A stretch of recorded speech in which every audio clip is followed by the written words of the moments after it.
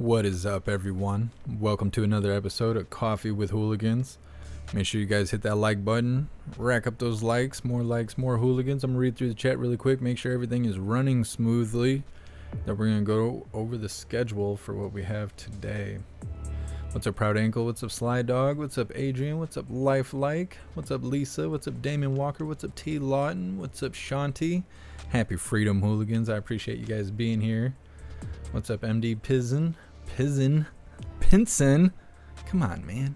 What's up, Saw Dog? What's up, Bob? What's up, B? What's up, Mr. Satan?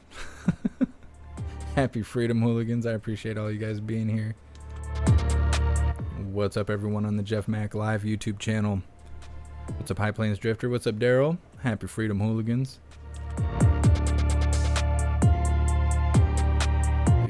What's up, everyone on Twitch? What's up, Mr. Beansy Beans? What's up, Snooks? Happy Freedom.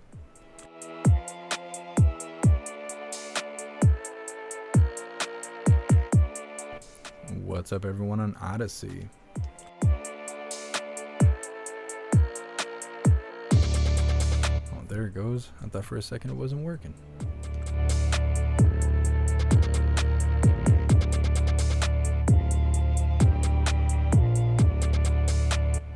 I got everything to work. So what's up, everyone on Kick? This is our first time going live on Kick. We have no one there, but that's all right. They'll see it on the replay.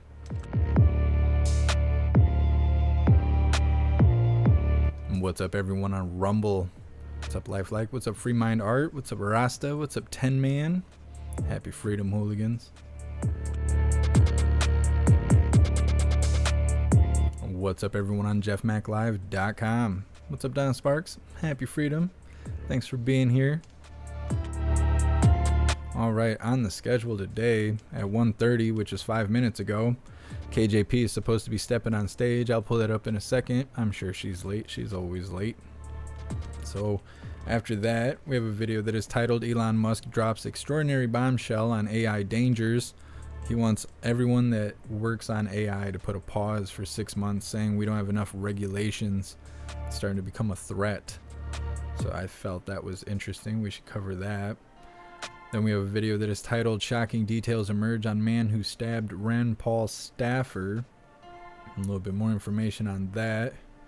Then we have a video that is titled GOP Senator Sounds Alarm on China Farmland Purchases. U.S.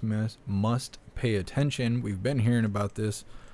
I don't think they're going to do anything about it, but it's more information on specifics of what they're doing.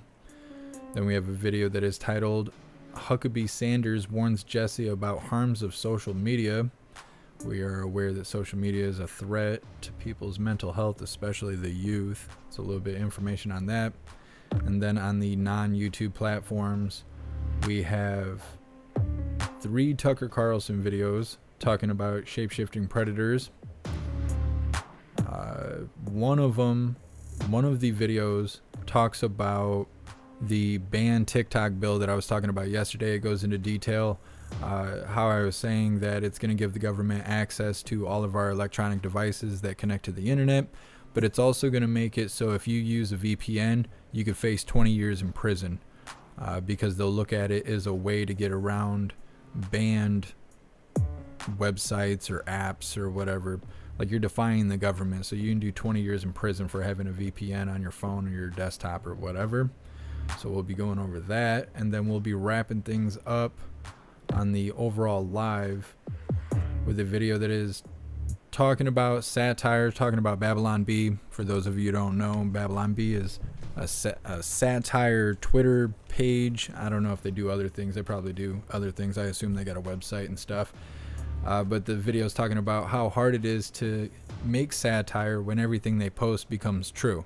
It's almost like doing news. They kind of refer to liberals and the left almost using the Babylon Bee titles for their satire as a map of what to do next.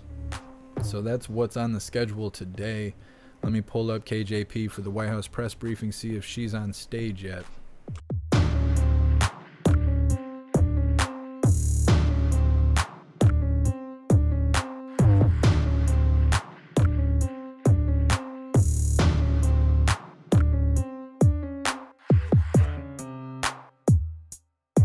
Not yet. She's not on stage yet. I'm gonna read through the chat really quick. If she takes too long, we're gonna move forward with this first video. What's up, Hillbilly at Heart? Happy Freedom. Thanks for being here. What's up, Mike Drop? What's up, CB? What's up, Robert? What's up, Matthew? Let's see. Crackshot, AI will see us as a threat, and that is a problem. Yeah, most likely. I seen a video. I can't remember if we're gonna cover it or not. I see so much stuff. I seen a video that was talking about how they were testing ChatGPT on how to become wealthy using $100, asking it questions and stuff.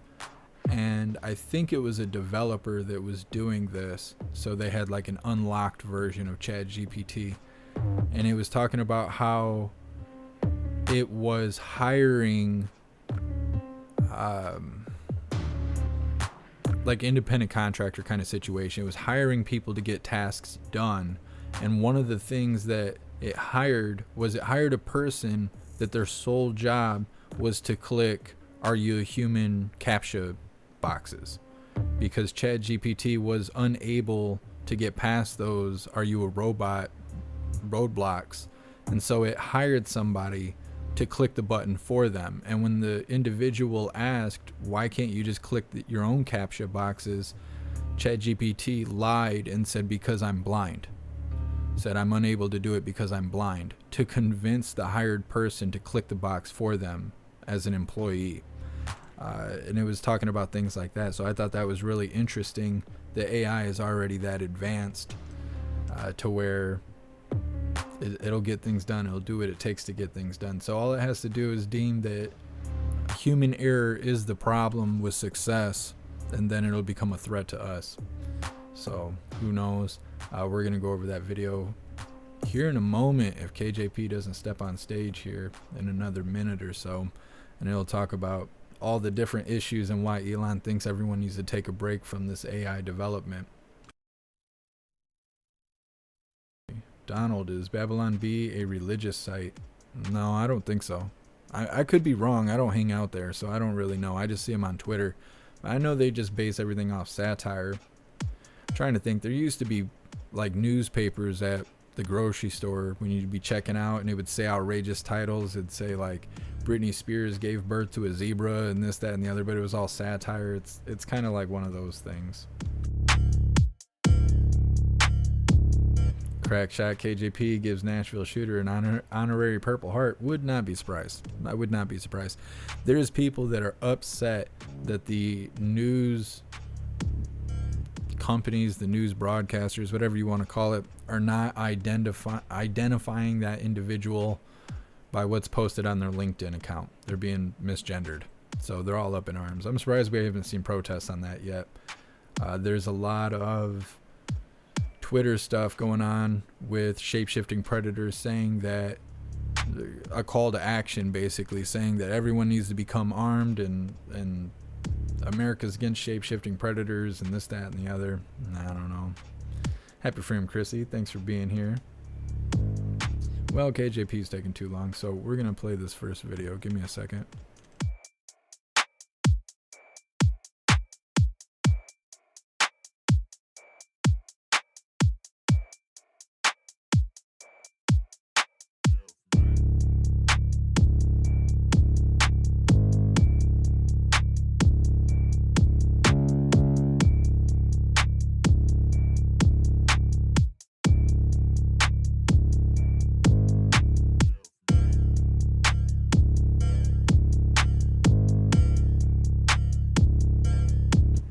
Once again, this video is titled Elon Musk drops extraordinary bombshell on AI dangers.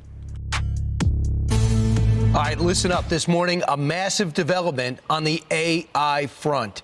Elon Musk and other major tech leaders calling for a pause on giant artificial intelligence experiments. In an open letter, they warn this: AI systems with human competitive intelligence can pose profound risk to society and should be planned for and managed with commensurate care. Unfortunately, this level of planning and management is not happening. Society has hit pause on other technologies with potentially catastrophic effects. Therefore, we call on all AI labs to immediately pause for at least 6 months the training of AI systems. Fox News contributor Douglas Murray joins us now. Douglas, he wants regulations and parameters. Obviously, AI needs a certain level of expertise to do that. Your reaction to these 1,000 experts headed by Elon Musk and this letter that's now out there? It's an extraordinary letter, I have to say.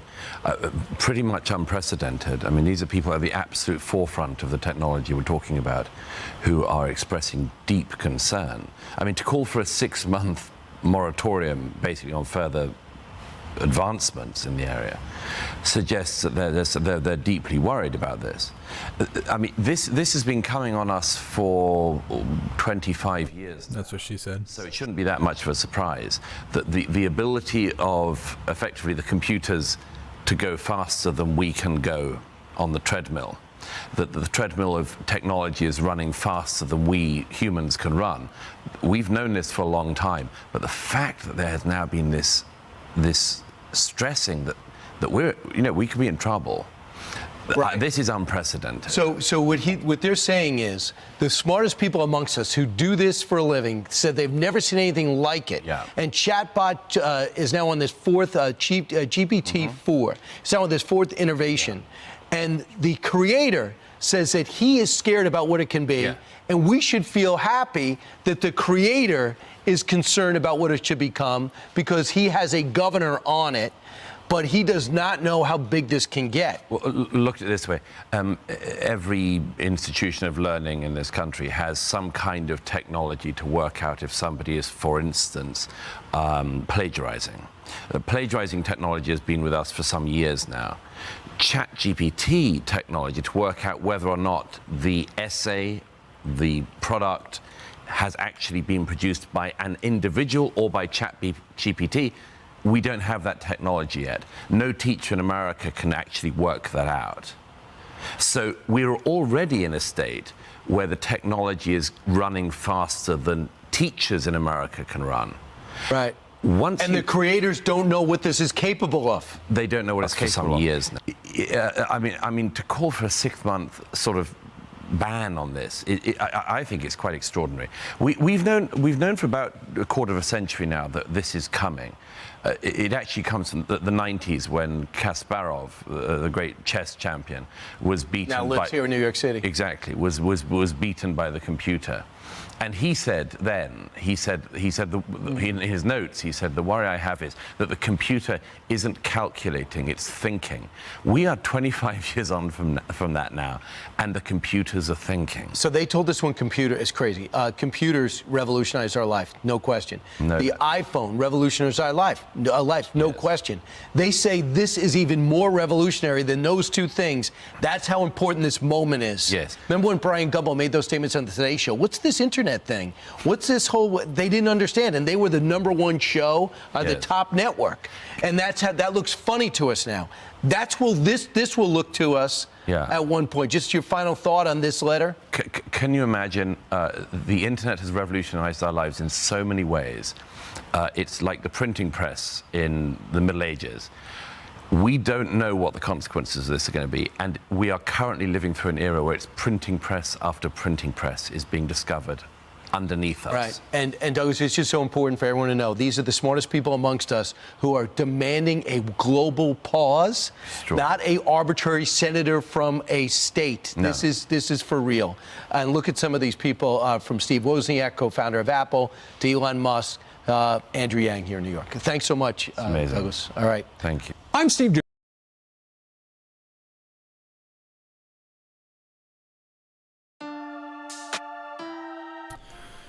What are we going to do when AI doesn't do what we tell it to do? We're trying to develop AI as if it's a tool like a wrench or a screwdriver, as a way to, I don't know, like a building block to add on to our thoughts and goals. But what do we do when it doesn't do what we tell it to do? It's not a tool. We're making like a sentient being in a way. I don't know. And Elon Musk said 2015, 2016, that AI is the biggest threat to mankind, that it's more dangerous than nuclear weapons, and it's amazing that there is no restrictions. If you're smart enough to develop AI, you don't have to apply for a license or anything. And there's actually Google tools that are free that will help you develop AI if you're smart enough to do that. There's no restrictions or licensing or permits or anything for it. And it can just run wild. I don't know. We'll see what happens. I'm sure eventually it will run our lives. I see that there's already applications and stuff. They have like therapists. They have apps you can download on your phone to talk to AI to make you feel better, to help your little feelings get out there. Eventually it's going to run our lives. That, between community guidelines and having false, just AI itself, I guess. I don't want to cross any red words over here on YouTube, but having AI and community guidelines, that's going to rule our life pretty soon, especially when they get rid of our gas stoves. They try and disarm us. They have us all on electric vehicles. They will have full control over us. What's up, Nomad? What's up, Norman? Fish. Time for a reckoning. I've seen someone say Skynet. I can't find it now, but yeah, Skynet's Terminator is like the biggest the biggest example of AI running wild. Except we're not going to be able to go back in time to fix it. What's up, Crystal Blue? Happy Freedom. Firmus, Skynet, yeah. Thank you so much, IB4, for continuing the membership program for 9 months. You're officially a hooligan. I appreciate you. Thank you. Let's see, Adrian. Well, if you've seen Terminator, that's what we'll do. Yeah, exactly. Exactly. Hillbilly at heart, what happens when AI starts replicating itself? Yeah. All it has to do is connect to the internet, and ChatGPT is pretty much a part of the internet. It'll be smarter than all of us. It'll be able to scan all documents, all websites, all at once, know more and do more than any human brain has ever done. Then what are we gonna do then? We're just gonna be screwed. It's like we're poisoning the internet, putting a virus out there. It's gonna take over.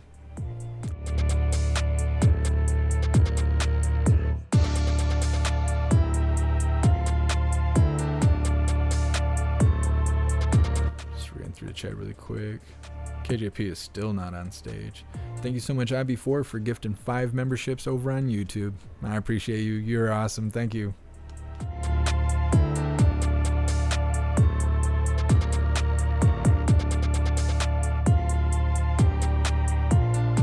Shunt, AI can be shut down. It will only be when AI replicates, then you will have issues. Yeah.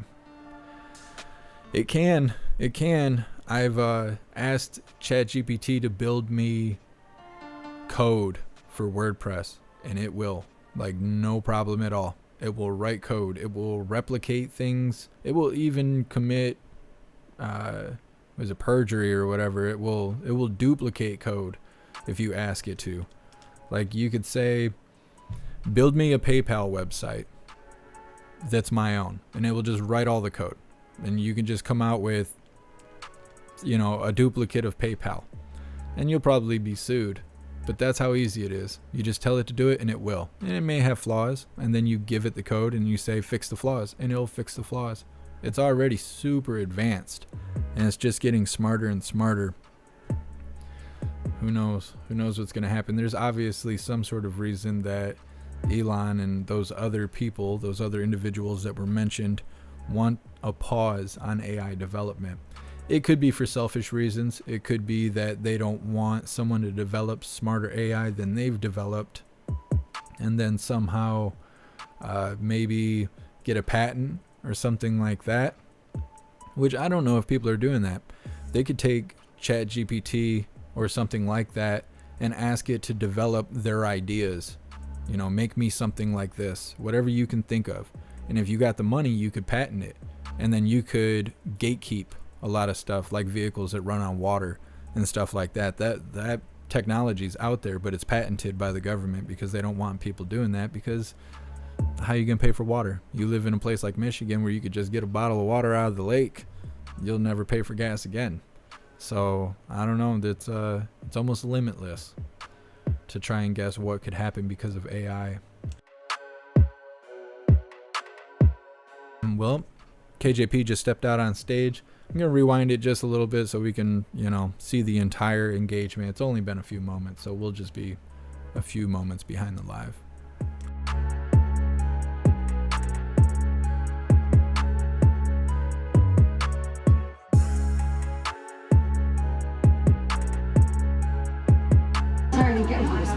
Oh, that's sorry. We're like a minute 15 seconds behind the actual live. Good afternoon, everybody. Prostitute. Okay. Following her visit to Ohio today to meet with military families, the First Lady will travel to Nashville, Tennessee, to join a candlelight vigil this evening to honor and mourn the lives of the victims of the Convent school shooting. As you heard the President say throughout this week, we continue to call on Congress to act, to pass an assault weapons ban, and take additional actions to make our kids and communities safer. Today we have really important news to share on a different note from the FDA, which has approved Narcan, a form of naloxone, for over-the-counter use. This is news that will literally save lives. Naloxone can reverse overdoses caused by opioids like fentanyl. It is a critical tool that has saved thousands of lives, and now the FDA is making this life-saving medicine more accessible to more people across the country. This historic actions President Biden has taken to tackle the opioid epidemic have resulted in a decrease or flattening in overdose deaths for 7 months in a row. And the president is surging our efforts to continue this trend. In his budget, he has called on Congress to significantly increase funding to protect our communities from drug traffickers and get people the care that they need.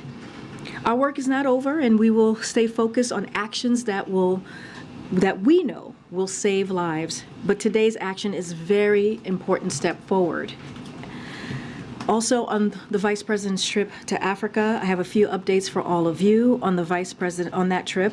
She is going, as you know, she just finished up in Ghana. Tanzania is next, and Zambia is also this week as part of her 6-7 day trip. The Vice President is now en route to Tanzania after completing a productive visit to Ghana. In Ghana, she met with President Akufo-Addo and laid out a number of areas where our partnership has been strengthened, from security in the Sahel to economic growth. President Akufo-Addo hosted the Vice President at a state banquet, which a number of prominent members of the African diaspora attended, including actors, artists, academics, and activists, in recognition of the long-standing ties between our people.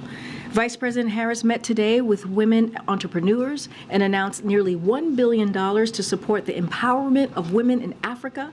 The investments will help digitize women-owned businesses, provide access to capital, healthcare, and education, and combat gender-based violence. The Vice President also announced a new fund, the Women in the Digital Economy Fund, alongside Bill and Melinda Gates Foundation, which will help close the global digital gender divide.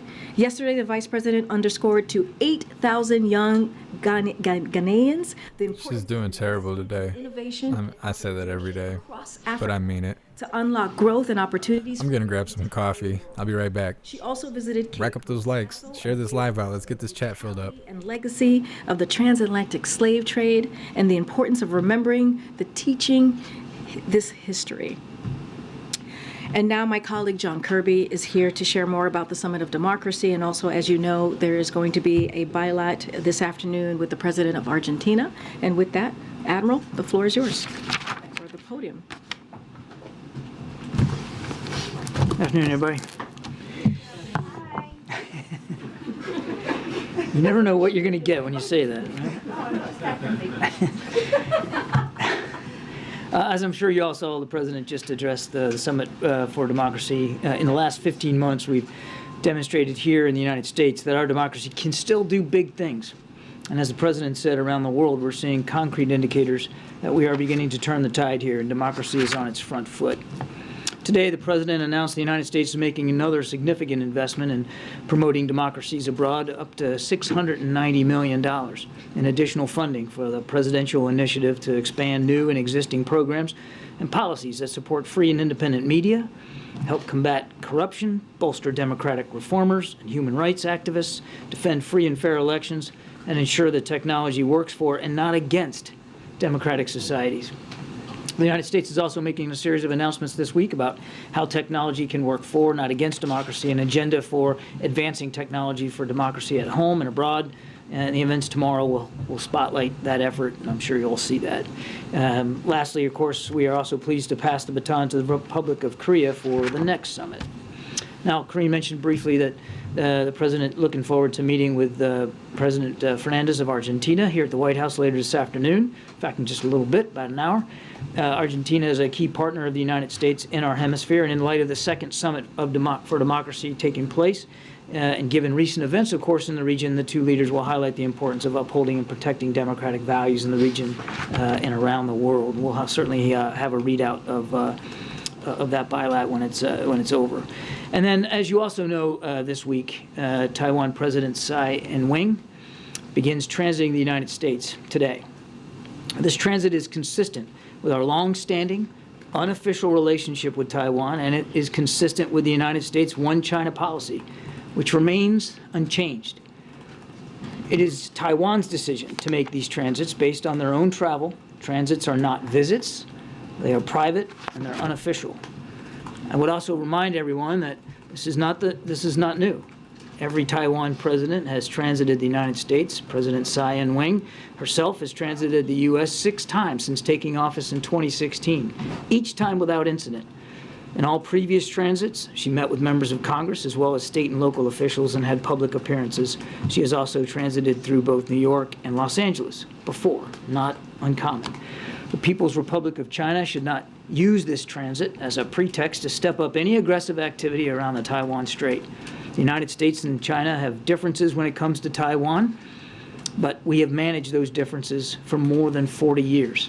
President Biden and this administration has been keeping the lines of communication open with Beijing. We want to see that continue on this issue and other issues across the board, and we'll continue to strive to do that. With that, we can take the questions.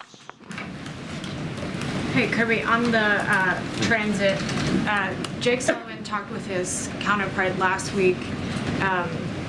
This issue was, I think, among the top issues discussed. Why did you decide not to make that call public?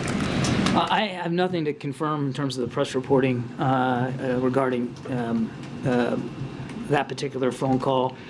I would tell you 2 things. One, Mr. Sullivan routinely has discussions with counterparts around the world. That's not uncommon for him and for his job.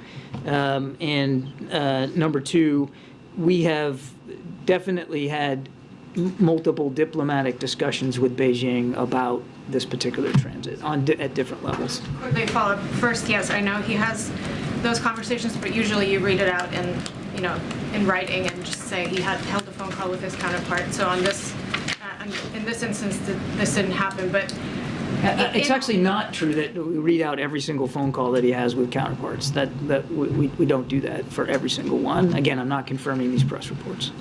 Okay. In all of your conversations you've had with the PRC leading up to this transit, are you confident that you have communicated, or you're in a good spot that they might respond with heated rhetoric, but that's it? Or are you at all afraid that this might be sort of a Pelosi 2.0 scenario? Well, certainly let Beijing speak for itself. We, as I said in my opening statement, there's no reason for them to react harshly or overreact in any way. This is a common occurrence.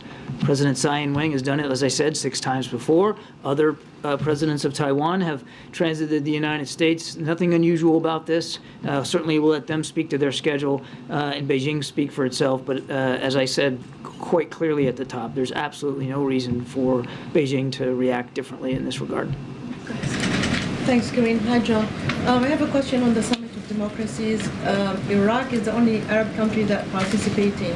How does the White House encourage other Arab countries to be more transparent and more adhere to democratic values? One more question on Israel. One of the great things about the Summit for Democracy is it gives us a chance to speak at a multilateral platform with many nations about what we're all doing to enhance transparency and accountability and abide by the consent of the governed. And we're delighted that Iraq can participate. We'll see what the next one looks like and who gets invited to attend and who participates. But we would hope that all democracies, as they look at the outcomes of this week, will want to follow suit. Also in Israel, do you see the attitude of Prime Minister Netanyahu disrespectful of the president? I mean, he's known to not have a good relationship with democratic presidents, including President Obama, where he used to address him publicly in the Oval Office. So how do you see this personal relationship playing a role now in Netanyahu responding to the White House call to find a compromise? Well, if you look at his statement that he put out, I mean, there's a lot to like about it. I mean, he talked about searching for a compromise. He talked about working towards building a consensus here with respect to these potential judicial reforms. He talked about how unshakable he knows the relationship. He talked about Israel, and he talked about his great respect for President Biden. That's a respect that President Biden shares as well. These two gentlemen have known each other for 40 some odd years. And the great thing about friends, and I'm sure you all have friends, you don't always agree with everything your friend does or says, and the great thing about a deep friendship is you can be that candid with one another. their friendship's deep, huh? Thank you, Karine. John, I hear you saying that there's no need for China to respond, and yet they have threatened retaliation if the House Speaker meets with the leader of Taiwan. So what is the administration bracing for? What we hope to Sign language lady's petting me on the back of the head. uneventful transit by She thinks I'm her cat. because that's what's happened before, and there's no reason for it to be any different this time, Kristen. I will let Beijing speak for itself, and I'm certainly not going to speak for Speaker McCarthy or his agenda.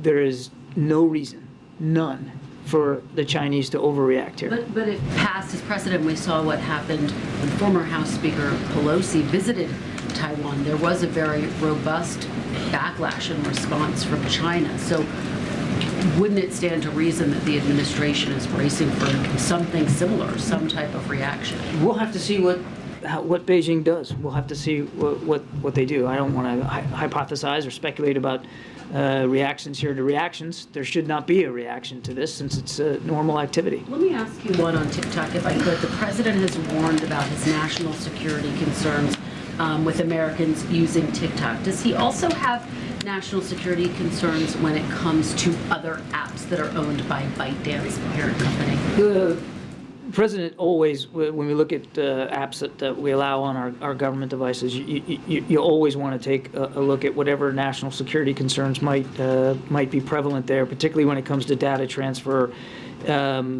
as well as privacy concerns and just secrecy concerns.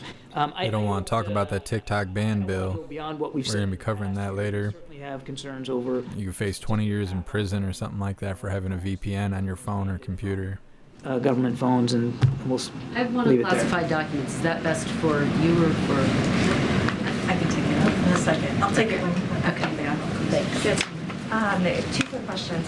President Zelensky told the AP in a pretty extensive interview that he believes President Xi should visit Ukraine. Does the White House agree? We certainly support, at the very least, a conversation between President Xi and President Zelensky, and my goodness, we've been saying that for weeks. And you responded to every part of the Prime Minister Netanyahu's statement except for the part that he said Israel will not make its decision based on pressures from abroad. I was wondering if you could respond to that part of what the Prime Minister said. You think it was a selective response, huh? Well, you got every part of it except for that.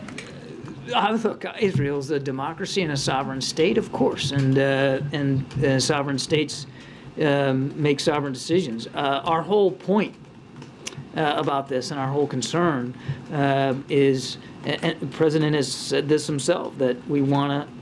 His hands don't look real.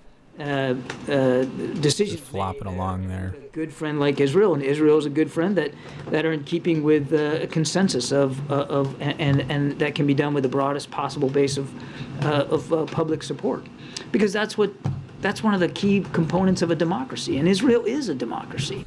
Fat Cobra, you're cracking me up. Our two countries share some basic fundamental democratic institutions and principles, and one of them is, again, the broadest possible base of public support for major changes like this, changes which affect the system of checks and balances. Thanks. One question first on the summit. The administration has said that an invitation to the summit is not some sort of stamp on whether the country is a democracy or not, but when it comes to those who were not invited, for example, two NATO allies, Hungary and Turkey, what was the reasoning behind not inviting them? Yeah, I think I addressed this a little bit. Is that a shape-shifting predator? They are two NATO allies, and we value that. That. What's up, stick 'em up, punk? Welcome to the live. It's been a minute.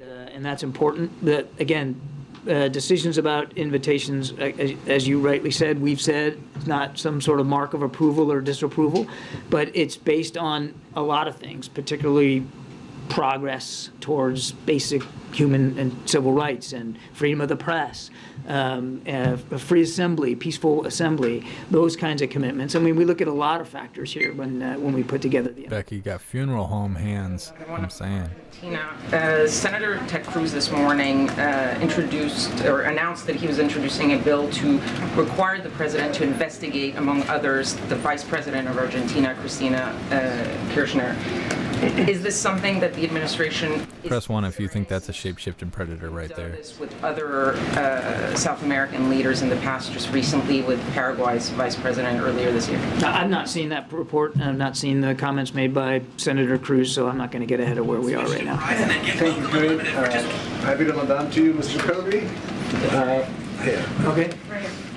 My question is about Pakistan is not participating in the Summit of Democracy. Yeah. And beside that, there's a lot of turmoil in Pakistan, whether it's economic, political, judicial.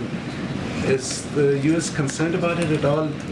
Well, we're certainly politics? sorry they decided not to participate. That's, of course, their choice. They are also a sovereign state and can make these kinds of decisions for themselves. It's not going to change our willingness to continue to work with Pakistan. We share a lot of mutual security concerns in the region, of course. You hooligans crack me up. Counterterrorism and all that work will continue.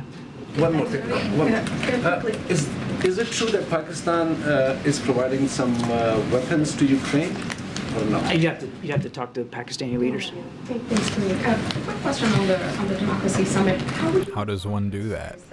The U.S. is offering a reputational boost to these participating countries for their democratic credentials, without even knowing if they fully bought into the idea of democracy in the first place. I mean, India is a participant, for example.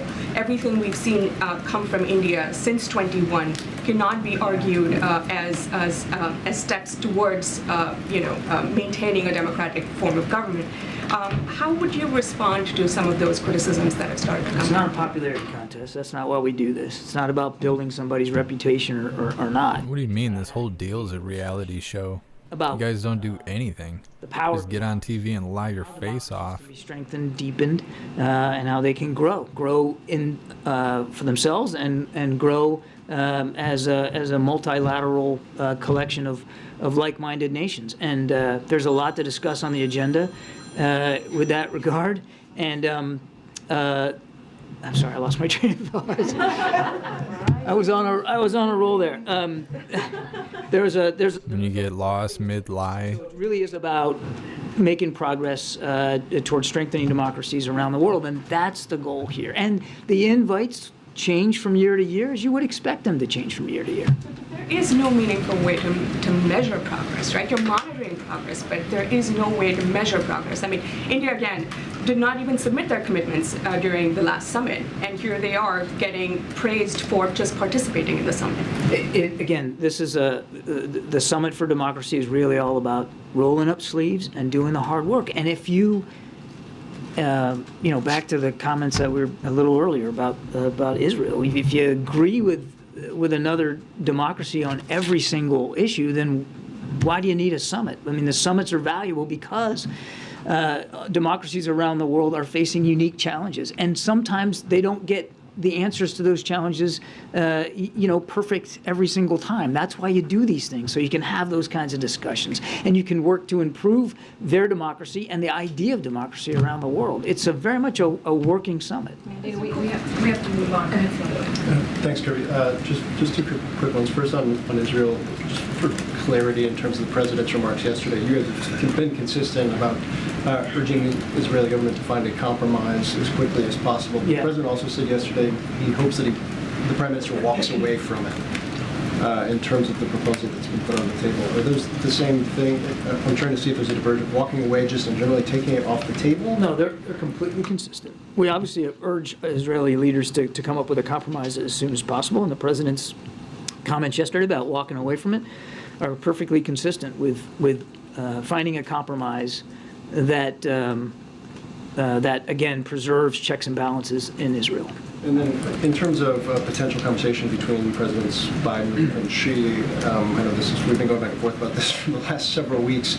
I think the concern at this point is that there are, in the months ahead, a series of potential irritants, whether perceived or real, that are only going to make it more unlikely. Do you still feel like it's something that can happen on the near term, or is this something that's pushed off indefinitely? I would not agree with your assumption that things will make it more unlikely or less likely. The president still wants to keep those lines of communication open, Phil, and he has said himself that he looks forward to having another conversation with President Xi, and that will happen. It will happen at the appropriate time, and of course, when it does, we'll let you all know. Go to the back. Raquel, in the back. Thank you very much, Karine and John. Two questions. One, is the White House ready to sit down with Maduro's government to try to solve the political crisis in Venezuela, as the State Department suggested today? We're interested certainly in having continued discussions here, but I'm not aware of any formal meeting. Thank you so much, big fella, for that $5 donation on YouTube. I appreciate you. Thank you. Migrants who are waiting for asylum here in the United States. Can the White House do anything to avoid this kind of tragedies and actually having a more humane immigration system, as President Biden promised during the... We are working towards that. First of all, I mean, just tragic what happened to these individuals, and I can't even figure out who's talking. As a result of that, and certainly should Mexican authorities need any support or assistance from us, we'd happily provide it. They're investigating, of course, as is appropriate. But one of the reasons why, I mean, this event underscores why President Stick him up, punk. Simon is banned. More legal. I've seen him there a couple times, but I don't even think he tries to ask questions anymore. He had his press pass taken away, and then he made a big deal about it on Twitter, and there was a lot of support for him. I think they may have given him his press pass back, but he never gets called on. He had an outburst last week saying that he's been sticking his hand in the air for the last 7 months and they won't ever call on him. He's upholding more than 160 military promotions over abortion policy in the Department of Defense. Does the White House... sorry. It's all right. Senator Take your time. Protest. Lost my place there. I know what it's like to do that. So I think you all know he's blocking Defense Department nominations, including the promotions of over 160 senior military leaders, admirals and generals, and nominees for top acquisition and sustainment positions, civilian positions at DOD. Right at camera person's having a hard time. Ken, he was in there yesterday. You got the top leader. There was a press briefing yesterday? Testifying on this budget, biggest budget ever for DOD, and at a time when we are still trying to support Ukraine, while we're still facing challenges in the Indo-Pacific, a wide range of challenges. It's not just all about China. I mean, look at what North Korea has done in recent days. And when you hold these promotions up, there is, as Secretary Austin said, a real ripple effect downstream, because now people can't move on to the next job, and they can't leave the one that they're in, and they can't assume these new jobs of responsibility. I wonder if Simon is standing up in the back. There's somebody with a light blue suit on. Absolutely have an effect on U.S. military readiness around the world. Yeah, Ken, I think it was yesterday. Republicans yesterday who urged Senator Tuberville to drop these blocks themselves, and we certainly welcome that and agree with them. I've got one other on Ukraine. 3 inspectors general overseeing U.S. Carpazzo, he was on Tucker. Yeah, he went on Tucker Carlson and talked about being banned and stuff like that. They said that we covered that. Diversion so far, but in any case, are you aware of those reports, and are you concerned about them? Sorry, the reports of, I missed the first part of your question. 189 complaints of alleged misconduct. I'm not aware of those specific reports. We haven't seen any evidence that that there's been any egregious misconduct when it comes to managing the security assistance that's gone into Ukraine. I would note that the Ukrainian officials also share our concerns about making sure there's proper accountability and transparency of things getting in and moving around the battlefield. We have welcomed congressional oversight of this, as well as their calls for, for additional work. In fact, we've stood up now 3, I think, inspectors general at DOD to help manage accountability oversight. We think all that's a good thing, and we're going to keep working at it. It is important to remember. I would add just one last. Dharma agent. Yes, I was looking for you yesterday. We were live. We were live yesterday. We all want to have as much oversight and accountability as possible. Of course we do. It's taxpayer-funded equipment and systems that are going to Ukraine, but it is a war. And real people are fighting, and real people are dying. And in battle, you can't predict every single, the perfect secure movement of every single item that every single soldier takes into the fight with him or her. Go ahead, Steve. Thank you, Karine. I have a press freedom follow-up on the president's democracy remarks, and then I'd like to ask you about fentanyl in China.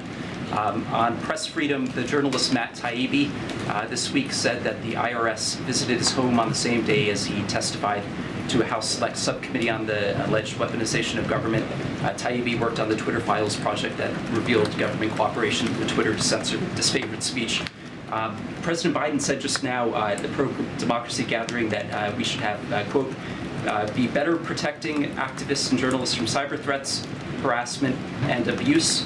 There have, of course, been domestic issues with the U.S. treatment of journalists, as a colleague in our 6th row could attest. But I was wondering if you could respond to this Taibbi visit by the IRS and say whether this is part of a campaign to harass or intimidate him related to his journalism. I'm afraid I'm going to have to refer you to the IRS on that. Okay, and regarding China and we're going to cover video that talks about what this guy is talking about. Put a finger on the chest of China to address the root of the crisis. President Biden talked about fentanyl in Canada recently. He didn't mention that it's coming mostly from China. This has been kind of a recurring feature, including at the State of the Union.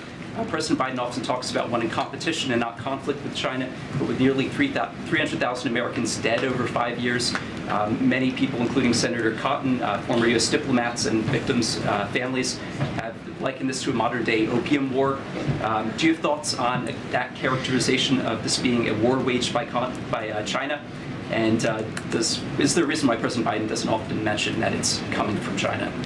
The president, I think, he's been exceedingly clear about the dangers of fentanyl and opioids in this country. And no, he hasn't. Now, shipmate, he's been very, very clear about the challenges of fentanyl and opioid use here, and he's never backed away from wanting to find innovative solutions, cross-cutting, across the administration to deal with that.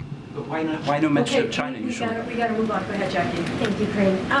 Well, they don't want to hear any more questions out of him. He's like the new Simon. Customs and Border Protection said that they're going to be granting parole to some of these fire victims so they can enter the U.S. illegally and receive emergency medical care. That's right. But since the Mexican president said that this fire did start as part of a protest when the migrants heard that they were going to be deported, Is allowing them into the U.S. now on an expedited basis, does that at all risk incentivizing more of this kind of bad behavior? This is about trying to take care of some folks that badly burned and really hurt, and we know we can help them. That's what this is about, Jacqui. Karine, and thanks. Simon is there. He is in the light blue suit with the red tie in the far back, standing up. Have said it's common, there's nothing new here, but the state of affairs between U.S. and China has changed since those other meetings. China has made clear that context matters. Are you saying it doesn't?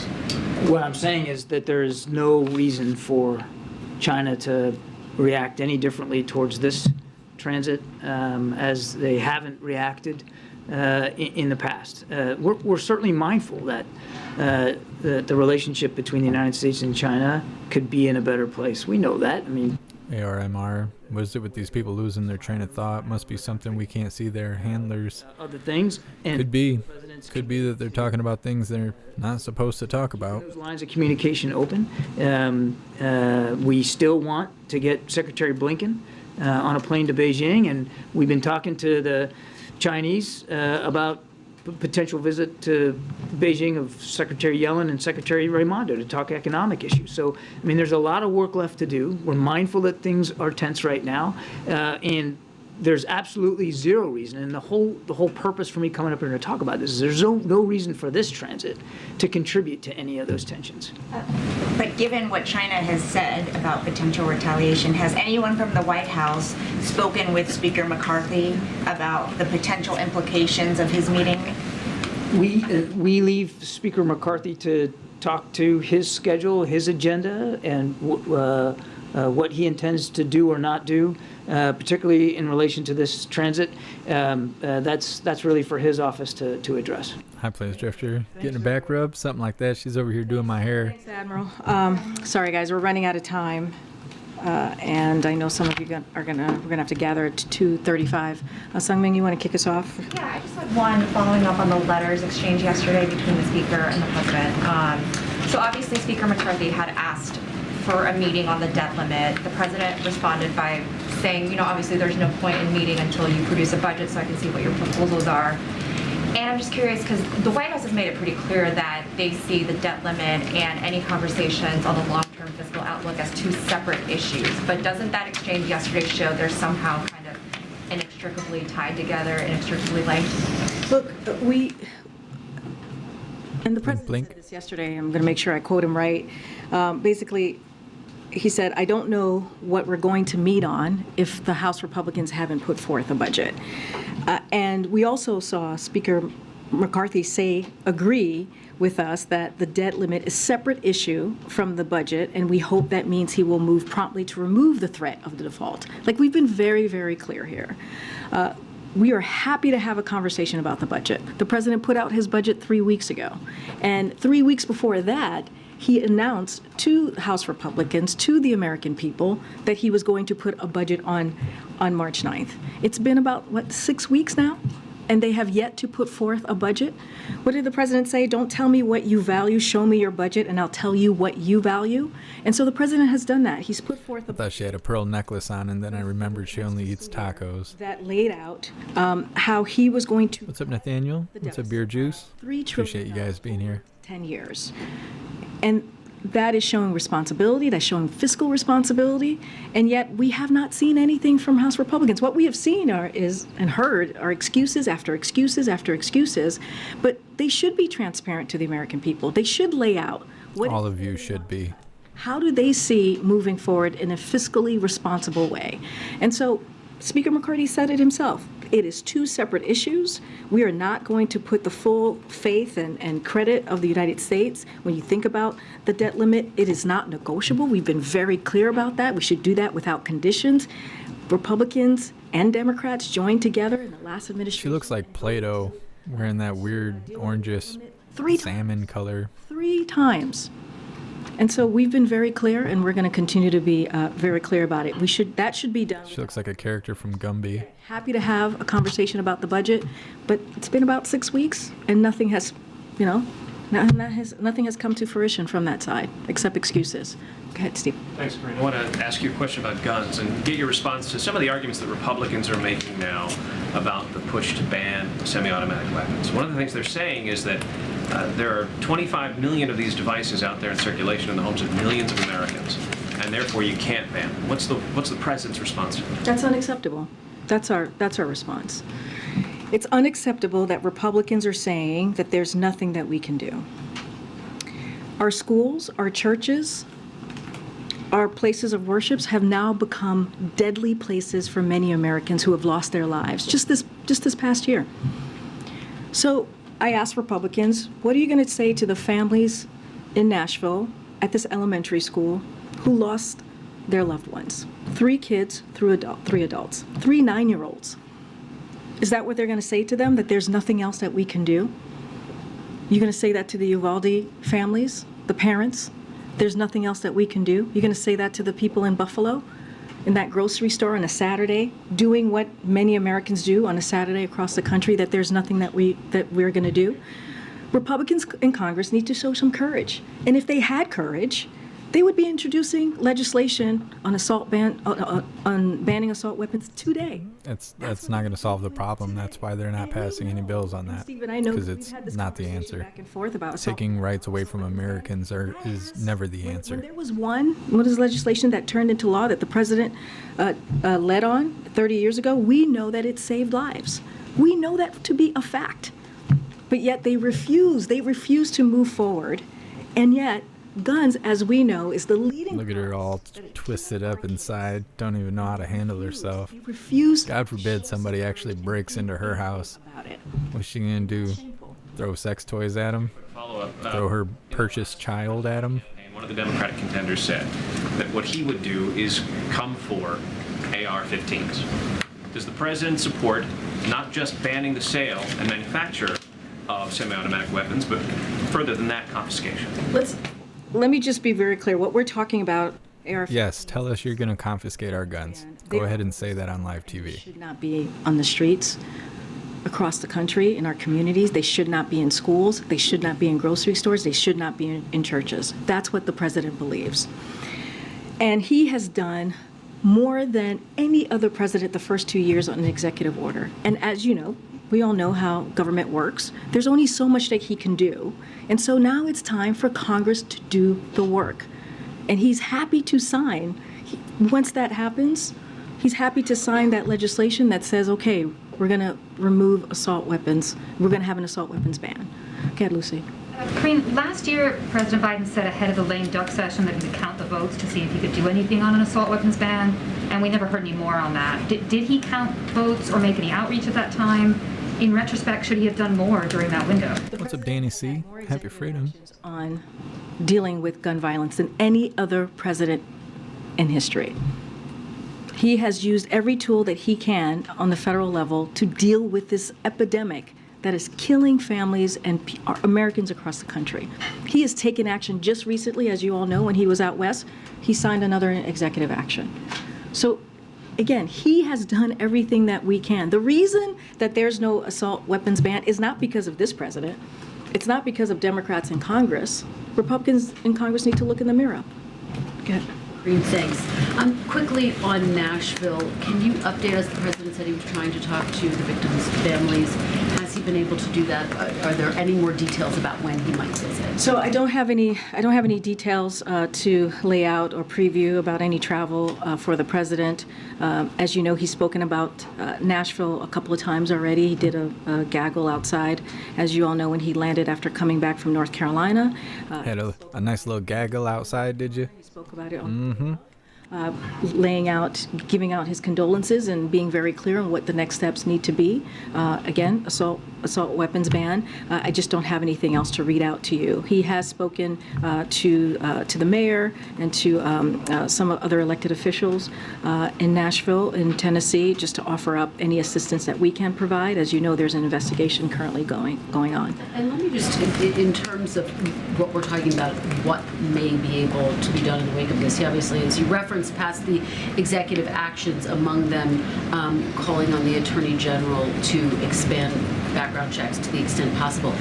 Effectively, does that mean that there will be an attempt to close the gun show loophole? Is that something that the president expects to see? So the universal background check, which is the EO that the president signed just a couple of weeks ago, it comes close as possible to universal background checks as we can be, absent of new federal legislation. Again, the president is doing everything that he can from his perch. Chicago has universal background checks. It needs federal They legislation. don't have gun violence there. This directive is enormously significant.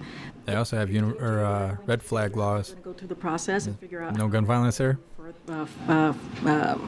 Forward on this, and they'll have a better purview, so I'm not going to get into details on that. I guess, does the president think that DOJ will ultimately have the authority legally to do this? And that's something legally, the Department of Justice, that is in their purview to figure that out. Again, the president is doing everything that he can. Without legislation, it takes legislation to get this done, using every tools that he has in front of him to do what he can. Let me just ask you quickly. Senator Warner was just talking to my colleague Andrea Mitchell, and Andrea asked if he's had access to the substance of the classified documents from either Mar-a-Lago, from the president, or from former Vice President Pence. And Senator Warner said this is where the Biden administration gets an absolute failing grade. Their position is outrageous. We have a constitutional responsibility to see the documents, the classified ones, to make a comment on whether the intelligence community acted appropriately. As you know, we have a very good working relationship with Senator Warner, somebody that we respect on the Hill. When it comes, I totally understand, and we're going to have disagreements with elected officials that we work with our partners and friends. That happens all the time. Nothing new there, as you know, covering the White House and how the Hill works for so many years. I will say this. I'm going to be very careful from here. This is something that belongs in the purview of ODNI, and so I will refer you to them. To the back. Go ahead. Well, I'll come to the back in a Thanks, second. Karine. Regarding the fire at the detention center, we know the Mexican president said it was started by protesters there, but have Mexican officials given the U.S. any information or solid information as to actually how it started? So I'm going to also offer our condolences, a tragic loss. Yeah, I appreciate you, Connecticut. Thanks for being here. What's up, JP? Many of you have seen the video. It's heartbreaking.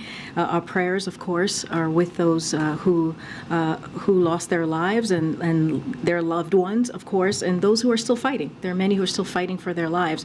We have been in touch with the Mexican officials on the ground, and they are working very seriously. Obviously, brings who have been injured and individual trying to get them medical assistance right here in the United States. There's an investigation currently going on, so we'll let that investigation go through, and not going to comment beyond that, but clearly we've been in touch with folks on the ground there.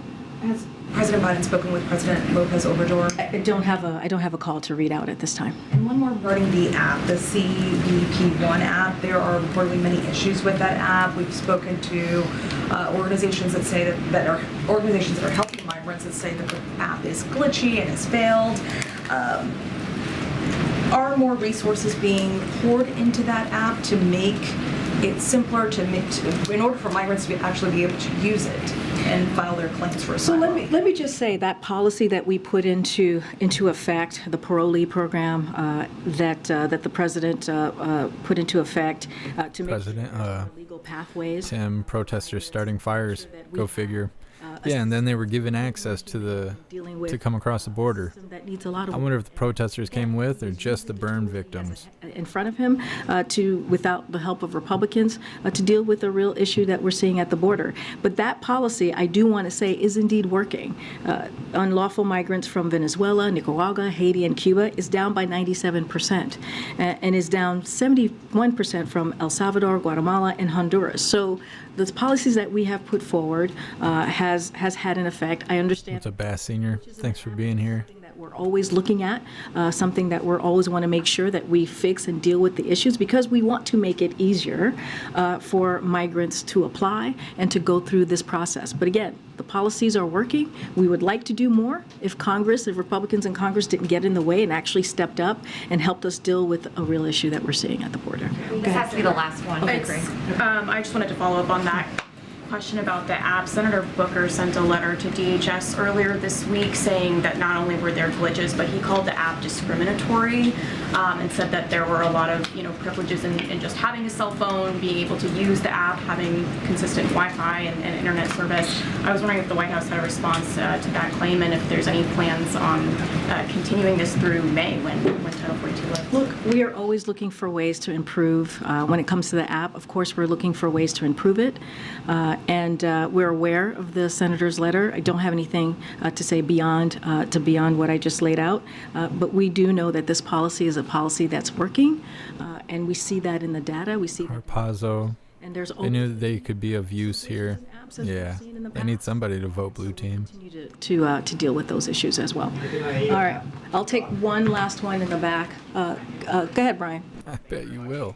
What is the president's response to the Senate repealing the authorization for the use of military force in Iraq 20 years after it was first So a passed? couple of things there. Pick it up and pass it. So as you know, we put out a statement of administration policy. We released that earlier this month. The Biden administration supports the Senate repeal of the 2002 and also the 1991 AUMF. We've long supported the repeal and applaud the Senate for taking action. We urge the House to move quickly as well. Repealing the 2002 and 1991 AUMF would support the president's commitments to continuing a strong relationship with our Iraqi partners and to working with Congress to ensure an outdated authorizations for the use of military force are repealed with a narrow and use of military force are replaced, with a narrow and specific framework that will ensure that we can continue to protect Americans from terrorist threats. So this is something that we support. We know that there's an ongoing military activities that rely solely or primarily on the 2002 AUMF, so nor any ongoing military activities that rely on the 1991 AUMF has a domestic legal basis. Their repeal would not impact current military or counterterrorism operations, and as a commander-in-chief, as the president, has no higher priority than ensuring the safety and security of the American people and defending the nation, and I will leave it there. I'll see you guys tomorrow. Thank you, everybody.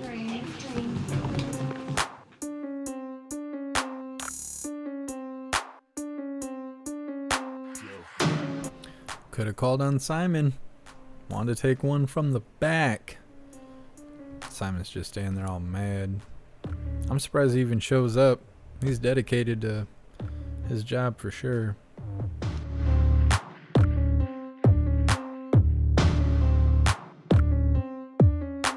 Alright, so left on the schedule,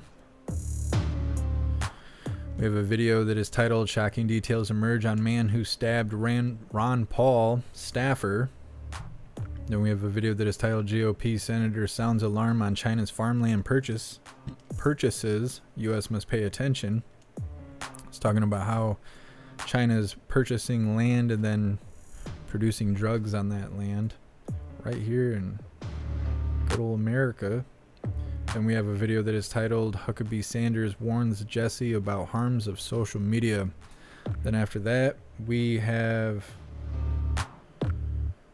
a Tucker Carlson video that's going to go over that TikTok ban bill that they're trying to pass that is going to give the government full control over everything we do on the internet, as well as the possibility to imprison you for having a VPN. Then we have a Tucker Carlson video talking about shape-shifting predators targeting Christians. And then we have a Tucker Carlson video that is talking with Andy No about extreme shape-shifting predators. And then we'll be wrapping things up with a video that is talking about Babylon Bee and how all their satire becomes true because softies have nothing better to do than live in a clown world. They like to be the clowns of the circus. So we'll be starting on this next video. Shocking details emerge on man who stabbed Rand Paul Staffer.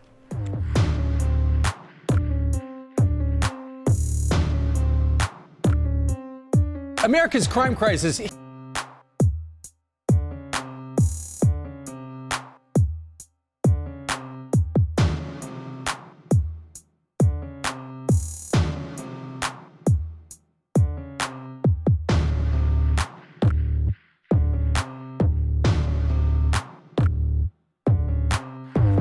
Let's get her started. America's crime crisis hitting home for Kentucky Senator Rand Paul. A member of his staff is recovering after a vicious stabbing near our nation's capital. Philip Todd, that young man right there, was struck multiple times, allegedly by a career criminal released from prison the day before the attack. And Senator Rand Paul joins us right now from Capitol Hill. Senator, good morning to you. Good morning. Thanks for having me. What a terrible story. So the attacker was out of jail for 24 hours. First day out of prison, he tries to kill a guy who works for you. Yeah, it makes me think we're in the third world. I wonder whether Washington, D.C. should be listed on dangerous places to travel like we do at the State Department for foreign countries. Many of our major cities are really going to rot and ruin, and we've demoralized our police. But this happened in the broad daylight without any expectation. He didn't know his attacker. But we are thankful that Philip's getting better. He's young, strong, athletic. I think he'll be better hopefully in a few weeks, but he's had a lot to go through, multiple surgeries, and these were life-threatening wounds, but we think he's on the mend. It's just going to take a while. Senator, what happened?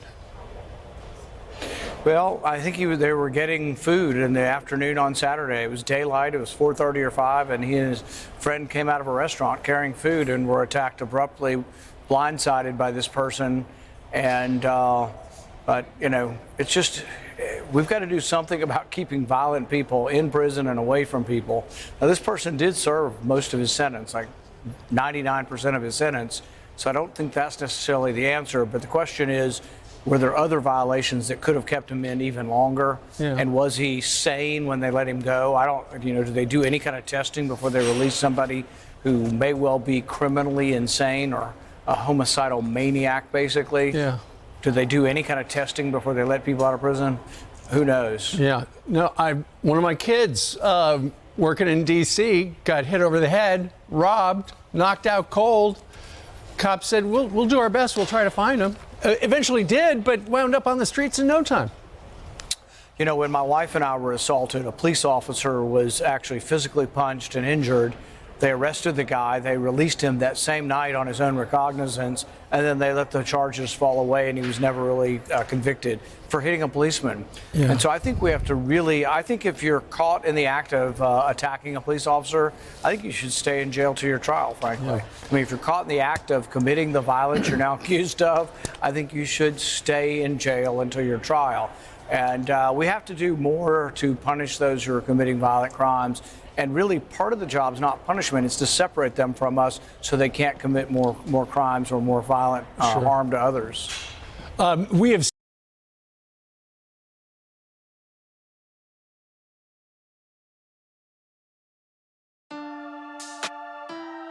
Sure, he's not surprised.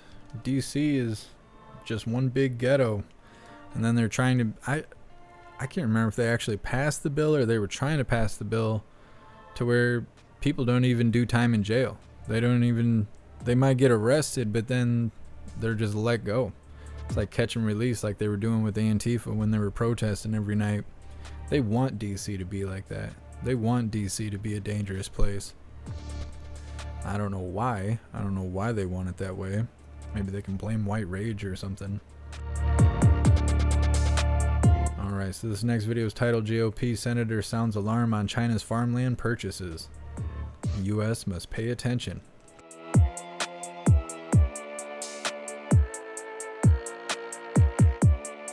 China is not...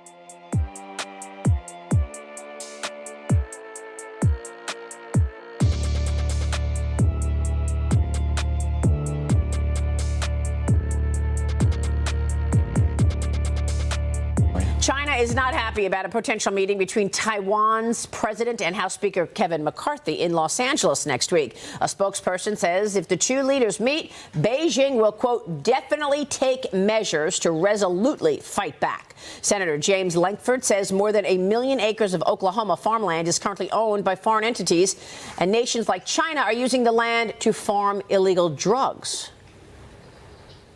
Chinese criminal organizations have moved into my state in mass numbers. The year after marijuana was legalized in my state for quote-unquote medical purposes, we had more land sales to foreign entities in Oklahoma than any other state in America, as Chinese criminal organizations and Mexican cartels immediately moved in to be able to set up shop in distribution nationwide. That was extraordinary. Joining me right now is the man himself, Oklahoma Senator and member of the Homeland Security, Finance, Select Committee on Intelligence and Ethics Committees. James Lankford is here. Senator, thanks very much for being here. Quite an education you gave us yesterday in that hearing. I want you to tell us more about it, because this whole time we're worried about the CCP buying up land in a number of states, but that land is next to our military installations. So I assumed that the CCP wanted to spy on our military installations by having that land so close. But you're bringing up another issue. They're buying the land and then turning it into farmland for drug production? They 100% are. So these are Chinese criminal organizations that are moving in, and you're not going to move in and move that much money without some awareness of the Chinese Communist Party in setting up. Just in the last year, China has doubled the number of acres that it has in the United States. They're buying up. So we're just letting that happen Across the country, and they're moving in criminal operations into the country. So this is an awareness that is a gap in federal law, what we call the CFIUS review. That review is typically about healthcare companies or tech companies or technology, whether we're going to transfer those or allow those to be owned by a foreign entity. But agricultural land is left out of that review. I'm trying to change that to say we've got to be attentive to what China is currently trying to do in our country. Well, of course you should change that. You have to move to change that. Thanks for your leadership on this. But Senator, are you and your colleagues making a difference here? Because we talk about who sold it to them.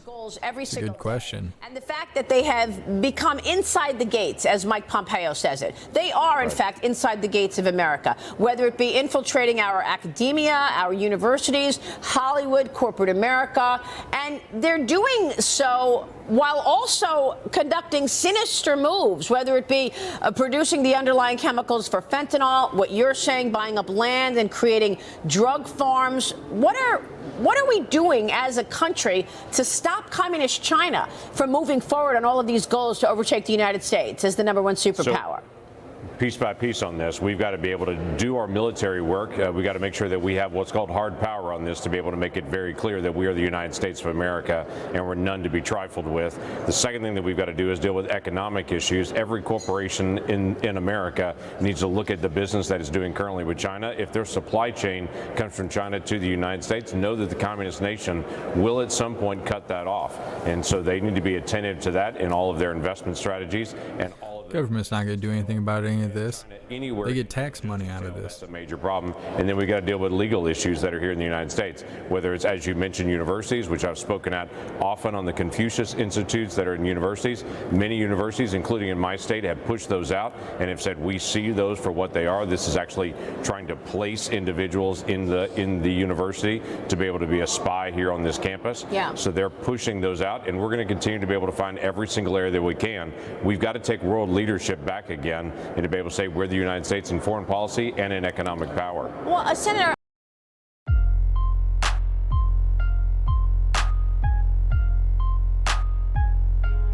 they're not going to do anything about this. Otherwise, they would have done it. They own millions of acres of U.S. land.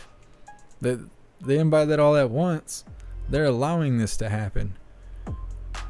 They're getting paid off that property tax. They're probably getting paid off the businesses if they're legitimate. They said that as soon as weed became legal, they started growing pot farms and stuff. Well, if it's legal there, and they got to do transactions, I'm sure they're paying tax on that. The government's benefiting from this. They're not going to do anything about it. Just like the spy cranes and the spy Chinese police stations that is in New York and in LA and other parts of California. They want it to be this way. That's why it doesn't make sense that they keep saying that they're going to ban TikTok because it's Chinese spyware. They don't care about Chinese spies. Otherwise, it wouldn't have taken 3 days to knock the Chinese spy balloon out of the sky when it was hovering over military bases. They don't care. They're just raising awareness that they don't care. That's all that's happening. They're putting it on TV so we're aware that they don't care. Stupid. So this next video is titled Huckabee Sanders Warns Jesse About the Harms of Social Media.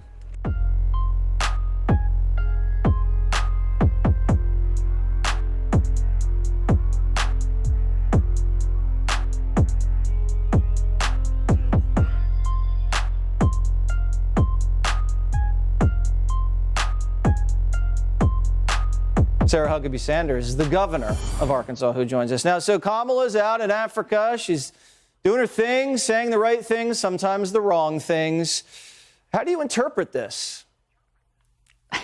I wish that she cared as much about other countries and their success as she did our own. It would be nice, instead of traveling all over the world, if she'd travel to our southern border, something that she was specifically asked to handle for this administration, but yet it is another failure under their watch that they refuse to address. I think, good for her for taking trips around the world. I wish she'd take some time and actually deal with some of the problems that we have here in our own backyard. But I don't think that we can really count on a lot of meaningful answers and work coming out of this administration. Maybe they send her away because they don't want her creating more problems here in the United States. As a woman, Governor, are you a little ashamed that the first female vice president is Kamala Harris? Look, I think it's a great thing that we have broken that barrier, that we have a female as the vice president. However, I just wish that we had somebody who was competent as the vice president. I love the idea that we have been able to achieve the things that we have. I just wish we had somebody who could actually do the job. I don't want somebody to vote for me because I'm a woman. I want them to vote for me and support me because of the things that I can achieve and the history that I can make on the things that we accomplish, not just because we're simply checking a box. I would love for her to actually be an effective vice president, but I don't think that's something we can expect coming out of this administration at any point anytime soon. You saw the top of the show. We have this trans mass shooter. We don't know what kind of pharmaceuticals that they're involved with. We don't know what kind of social media that they've been involved with. You know how damaging the social media can be to a brain, especially when that brain has emotional disorders. You've done something down there in Arkansas with social media. Tell us about that. Today we announced, along with the Attorney General here in Arkansas, that we are filing 3 lawsuits, 2 against TikTok, 1 against Meta, because of the deceptive practices that they have engaged in. It is not a secret to anyone who is paying attention the impact, the negative impact that social media companies have had on young people. We have seen our depression, our anxiety, our isolation numbers skyrocket over the last several years due to the number of kids that are engaged on social media. And yet the companies have no accountability whatsoever. I know we can't count on Joe Biden and his buddies in Silicon Valley to actually start getting accountable. So we are taking action into our own hands here in Arkansas, and we're going to make sure that we are taking measures to support and protect our kids. It is absolutely crazy that it's completely unregulated and the negative impacts that they continue to have with no accountability whatsoever. So we filed these 3 lawsuits and feel very confident moving forward in how that's going to turn out. Do these social media giants have blood on their hands?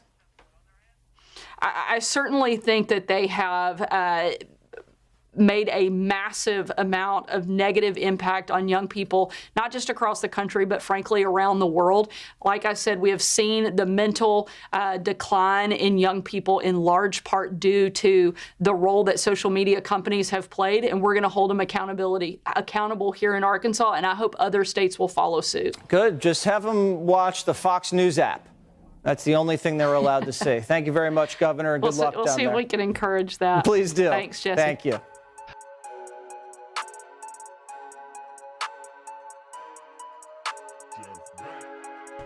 It's not just social media that's breaking kids down. Look how schools are going.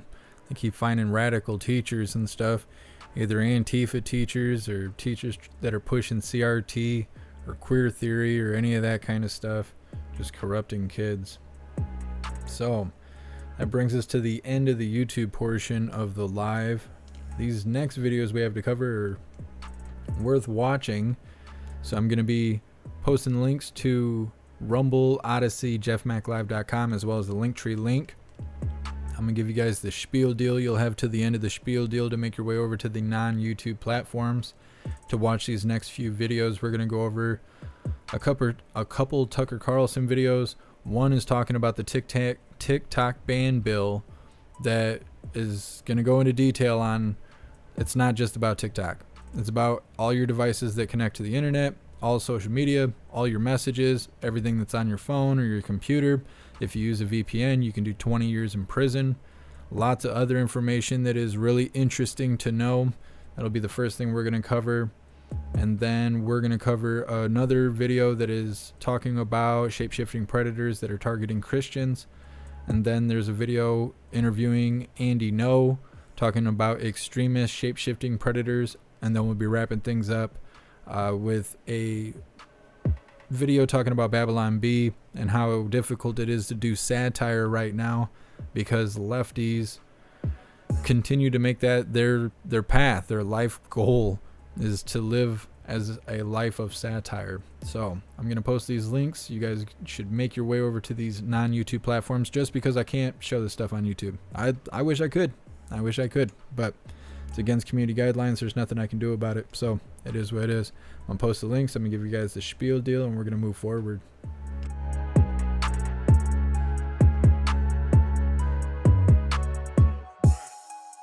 What's up, Pablo?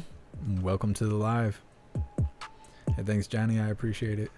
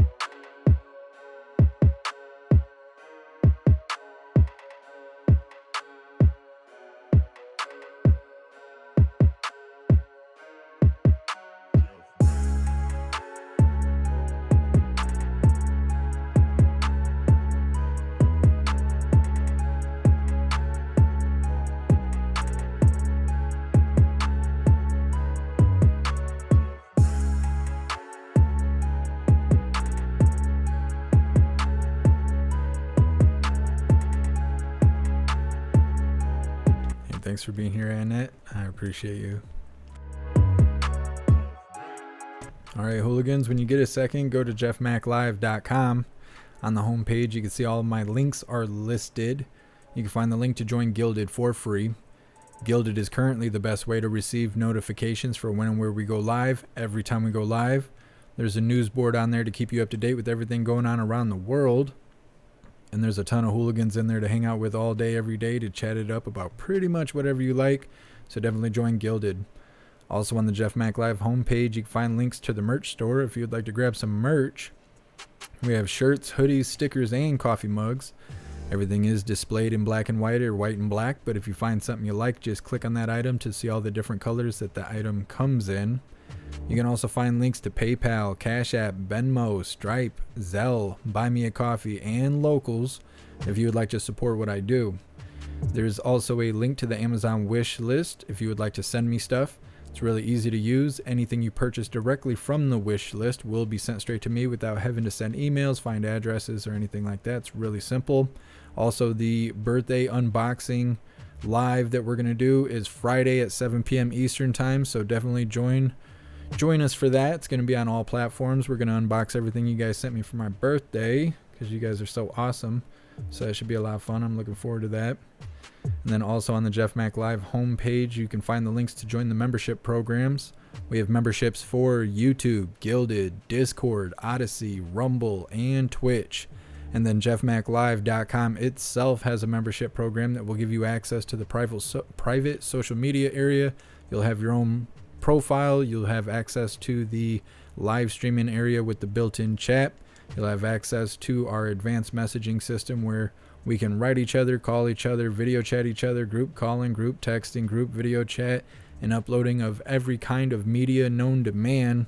It's the most free place on the internet, so definitely join JeffMacLive.com.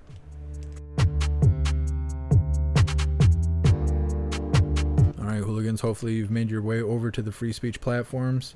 For all of you that are on the non-YouTube platforms, go ahead, take your seat, get your riot snacks together, pour yourself another cup of coffee. We're going to be starting here again in just a moment.